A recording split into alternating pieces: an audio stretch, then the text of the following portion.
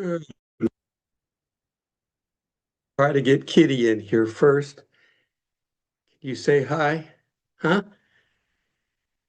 You're not like the talking kitties like they have on YouTube, where the one cat comes on. Dear diary, my food dish is only half full. I'm gonna die. This is my last message. Right, Kitty?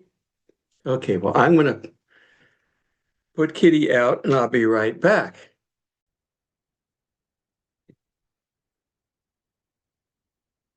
Solve my green screen bleed, but I'm still having issues with lighting. Don't understand. Might be the program because it's a relatively new program to me that I'm using. Okay, well, I've been watching things on the news and watching my videos that I watch, and I'm finding that I don't understand. Well, people will choose to believe something idiotic as opposed to the truth. Now, it's kind of a rhetorical question of why would people do that? It's the devil. Why would the devil allow someone to pick a communist socialist as a mayor of New York? Why? Because he says, well, I'm going to give you this and I'm going to give you that and I'm going to give you this and that and this and that. Everything's free. You can live here for free. You know, he's the mayor of New York. The governor said, well, that money comes from the state and I'm not going to authorize all that. So what are you going to do now? Well, he's proving what the left, the woke crowd, the left people, what they seem to think.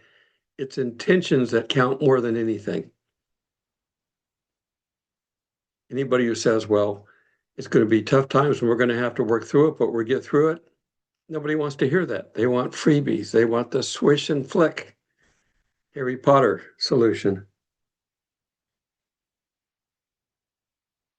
All right. So I was wondering, and I've been watching some scientific analysis of evolution and the idea of why they keep teaching that in school.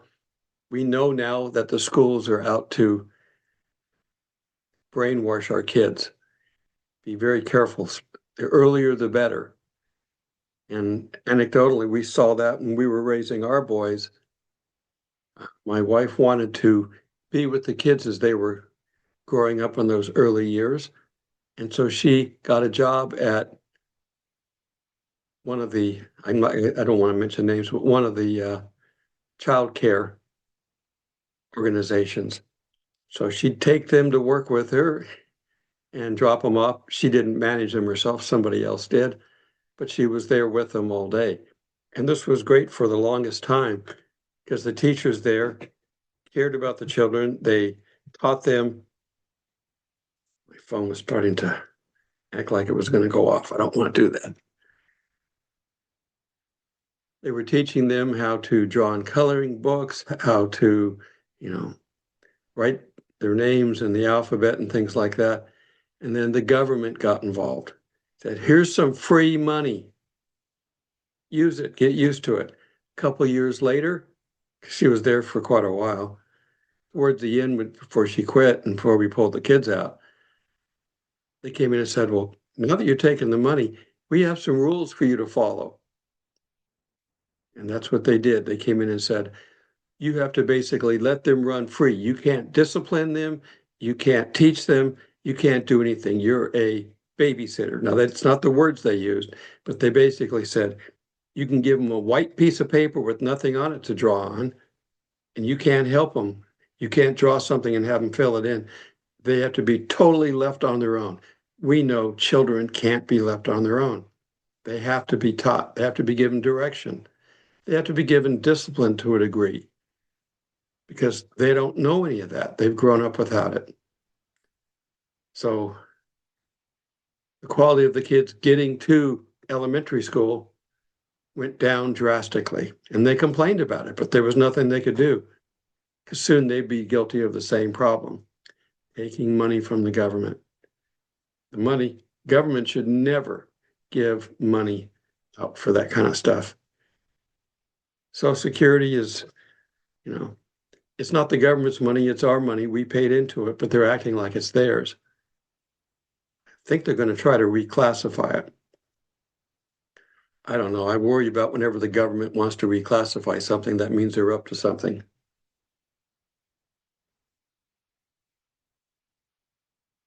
Okay, I think I see part of my problem with the lighting.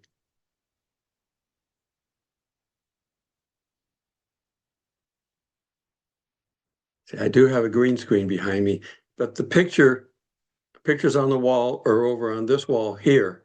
It's exactly the way they looked when I took the picture. So I'm not creating something. This isn't AI. I'm just creative discipline. I've decided to put it over this way because the room is wider. But then I create the wider room and I've still got my lights narrow. I got to make sure my green screen's in the center of the room, and I got to get my lights further off to the side because the laptop lid is in the way and the table's in the way. The table was what was causing, I guess over here on this side. Yeah. Table was causing the bleeding over there because it was blocking the light coming down. If I turn it, see, you can see it starting to bleed through there. Okay, the technology is supposed to help me, not make things worse, but I got to follow my rules. I know how to do this. All right, so I did a little bit of research on my own. I wanted to find out what Google would say. And I asked Google, why do people accept the theory of evolution than the truth about God and the universe? Because we know it's true. The theory of evolution is, as it's called, a theory, non-provable, yet they act as if it's been proved a million times, and we're idiots for not believing it. So I did a Google search, and here's what it said. People accept the theory of evolution more than a creationist view of the universe because evolution is a scientific explanation supported by empirical evidence. Yeah, where? There is no empirical evidence. I think that's a message I was waiting to get back on. I'm trying to see if I can get my son down here for his birthday, which is coming up the end of the month. He's supposed to be here next month, but I wanted to see if I can maybe get him early. But anyhow, it says, while the creationist relies on religious texts and supernatural explanations, evolution is taught as a scientific theory. It may have been created by scientific minds, but it is not proven science, not by any means. There's nothing out there that they've got that they can say. They can't answer any of the questions. There's, a number of questions. Where did life start? When did life start? How did life start? They can't answer any of these things. How did life start from nothing? I was listening to somebody who was saying, if gills in fish are evolutionary, how did the fish breathe before they had gills? We're supposed to have come out of the sea, remember? How did they breathe before they had gills? Gills take oxygen out of the water so they can breathe it. Why would they have that as an evolutionary thing?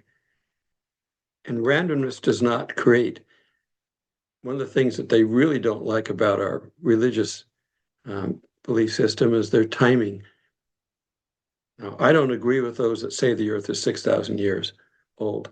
Yes, God, if he wanted to, could have done that, but he's eternal. Why would he be rushing? He'd be taking his time. We do have 6,000 years of recorded history. That's where they get that number.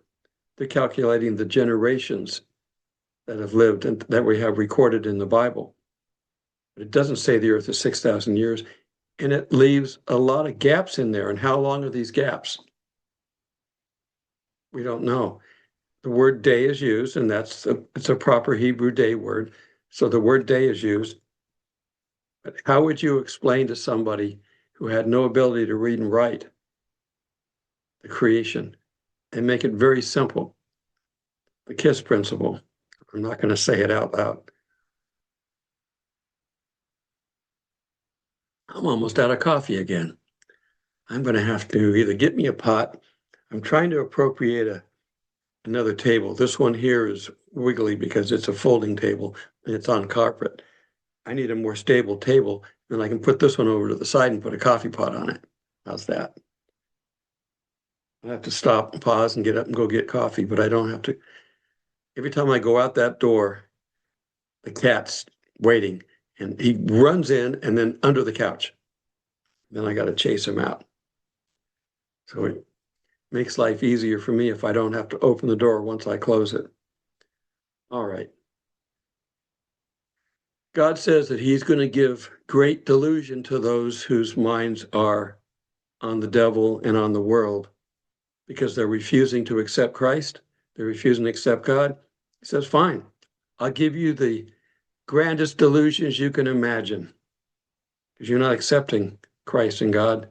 And I think that's what we're seeing. We're seeing a world that's completely idiotic.